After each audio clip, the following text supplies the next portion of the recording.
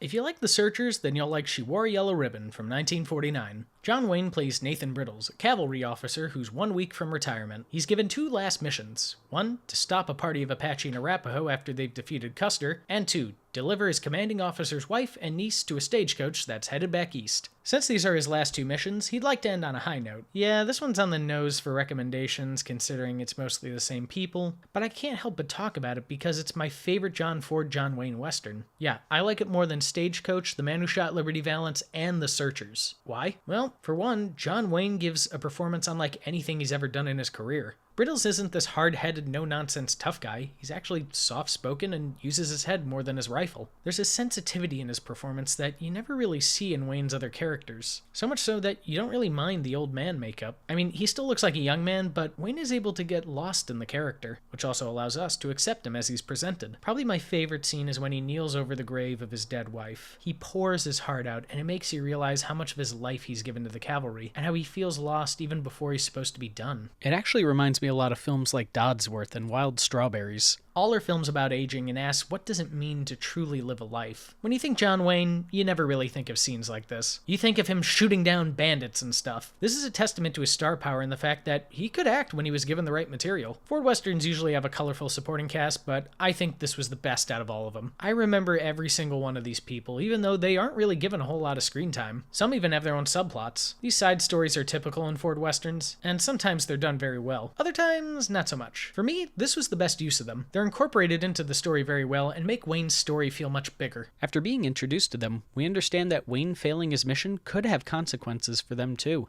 It helps raise the stakes. Another one of my favorite scenes is when Carey Jr. goes to take Joanne Drew out for a picnic. He's stopped by John Wayne, and they have a very odd but very memorable exchange. Carey Jr. says, "I'm taking her picnicking," and John Wayne stares at him like he's crazy and repeats it back. Picnicking? I don't know why, but that just always sticks with me. It doesn't necessarily add to the plot, and some people have argued it's filler, but there's something that is really fun about that scene, and I just love it every time I watch it. Ford Westerns always have breathtaking landscape shots, but there's something about these shots that have always stuck with me. And of course, the music is great too. The score helps advance many scenes above the typical Western. But man, the part you'll be humming after you're done with this is the movie's theme. Yes, the film gets its name from the famous military song She Wore a Yellow Ribbon. This film's rendition is particularly catchy, and trust me when I say you will never forget this song. I remember watching this in middle school, and it's never left my mind. Another thing that sticks out for this movie is that there's no persistent antagonist. Sure, there's a war party they're sent to suppress, but they don't really have many interactions with the main characters. When I mean antagonists, I mean like Liberty Valance or Henry Fonda in Fort Apache. These men are persistent rivals to the lead. In this film, the characters either argue amongst themselves or, in Wayne's case, have an internal conflict